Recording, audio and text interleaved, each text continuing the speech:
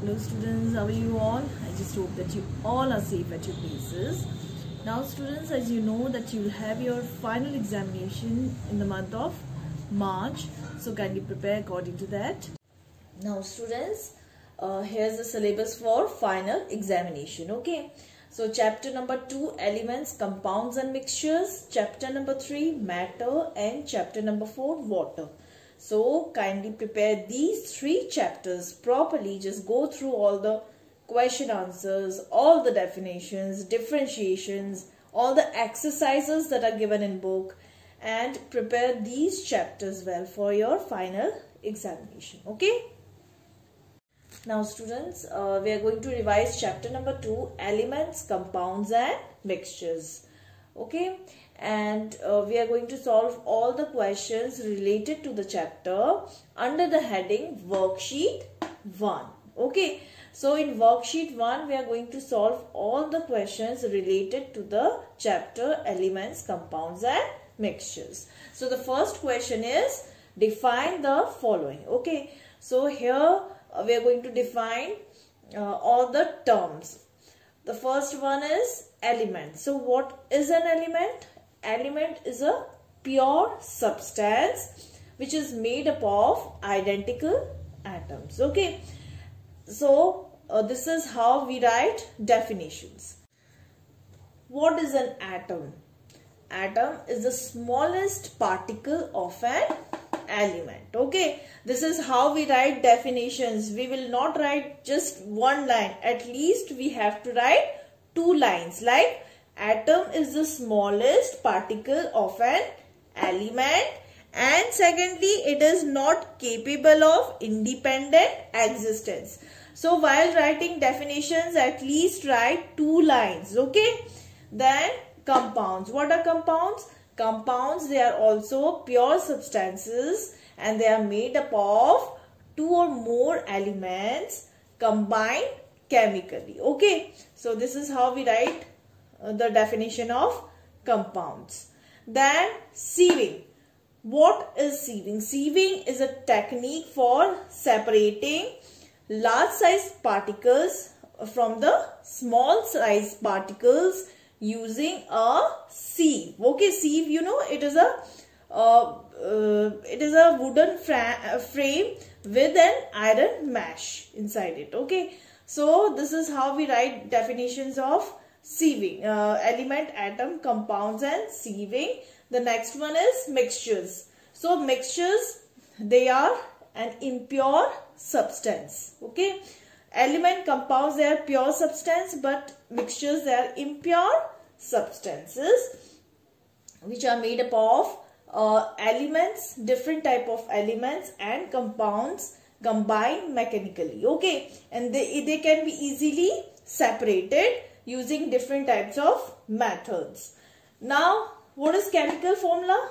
Chemical formula, it is a representation of a compound using different symbols that are present in a compound, and it also denotes the number of atoms of an element that is present in a compound. Okay. Now comes question number 2. Differentiate between. That means you have to write differences between metals and non-metals, elements and compounds, then compounds and mixtures, sieving and sublimation, magnetic separation and filtration. So at least you have to write 2 or 3 or 4 differences, whatever it is written there. You just you need to check that how many differences are written there. Then you have to write according to that. Metals and non-metals. What is the difference between metals and non-metals? First of all, metals, they have got luster, that means shine. But non-metals, they do not have luster or shine. Then secondly, metals, they are malleable. But non-metals, they are not malleable. Okay, they are non-malleable. That means they cannot be beaten into sheets. Malleable means can be beaten into sheets, and non-malleable means they cannot be beaten into sheets. Okay. Then along with writing these, you can write examples also. that examples of metals are gold, silver, copper, etc. And example of non-metals are sulfur, iron, carbon, phosphorus, etc. Okay. Now, difference between elements and compounds. Just now I told you difference between elements and compounds, that it is both are pure substance, but that you will not write here in the differentiate while writing differences. You have to write their different points, okay, not the similar ones. So 2-3 points of elements and 2-3 points of compounds. Then likewise compounds and mixtures. What are the difference between compounds and mixtures? Then sieving and sublimation. Okay, sieving is a technique used to separate large size particles from the small size particles, and sublimation, it is also a technique used to separate solid from the liquid mixture. Okay, this is used to separate solid mixture, while this is used to separate solid liquid mixtures. Okay, this is sublimation, is also a technique of separation.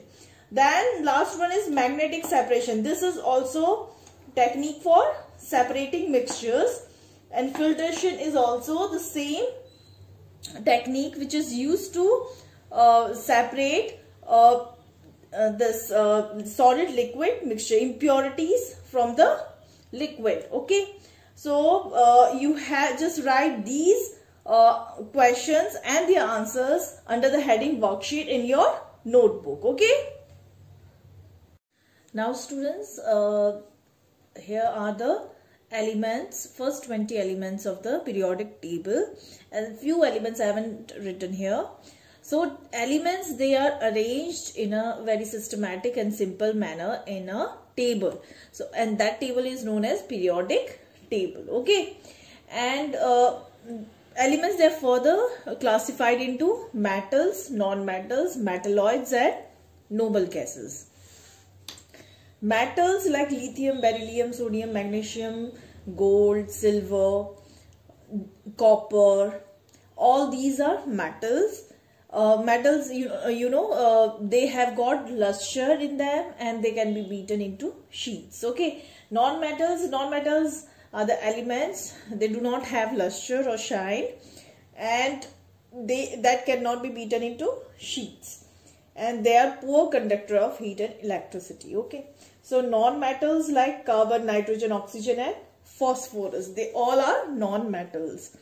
And metalloids are boron and silicon. Metalloids are the elements that have properties of both metals and non-metals. Okay, and then comes noble gases. Noble gases, they are unreactive gases, and these gases are helium, neon, argon, xenon. More gases are there, but we are discussing here first 20 elements of the periodic table. Okay, now then comes, after this comes symbols. Okay, symbols of these elements, they all have got their symbols. No two symbols, no two elements, they will have same symbol. Okay, all elements, they have got their own symbols. Now first of all, see here lithium. Lithium has the symbol Li.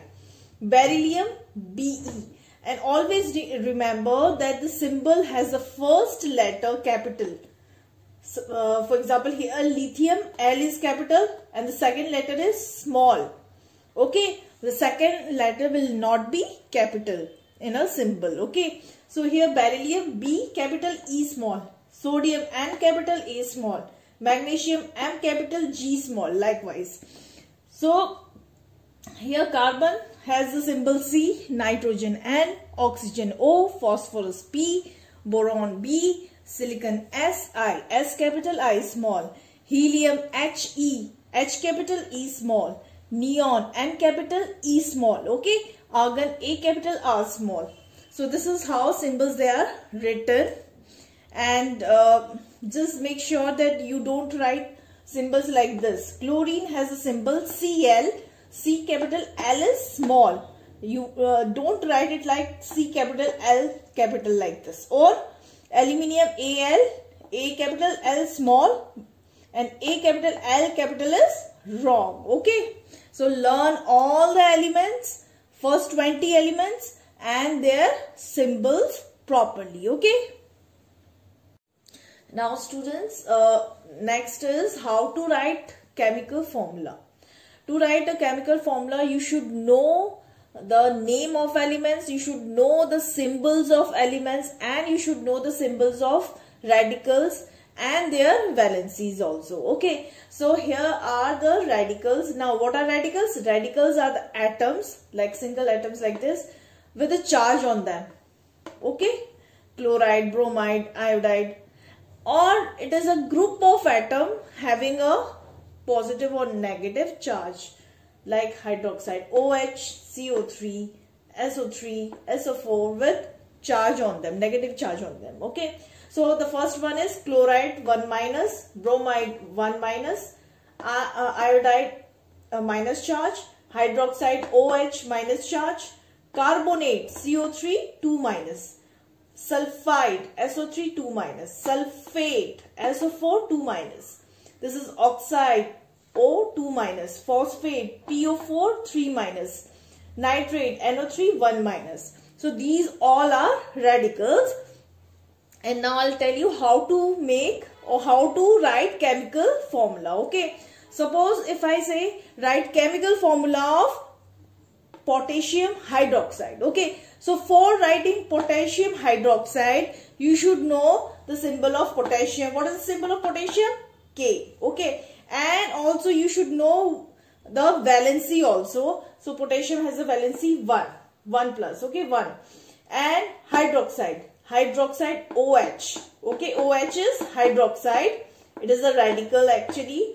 And it has a negative charge 1 minus. Okay. Now after writing this, we are going to interchange their valencies. Okay. So K, first you write K here and OH here. Now we are going to interchange their valencies.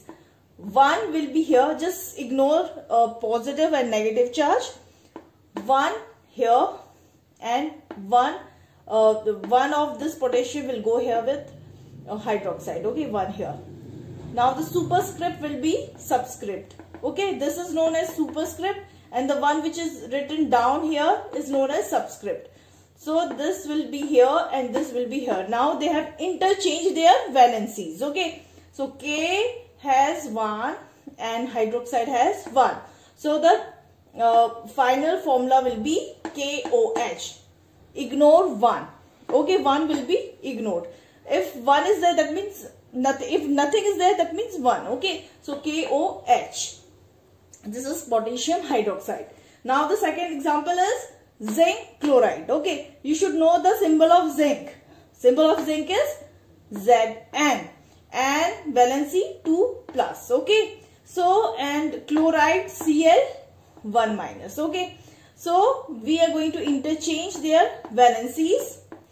Zinc Zn will have this 1 valency of chloride, and chloride will have 2 valency of this zinc. Okay, so the final formula will be ZnCl2.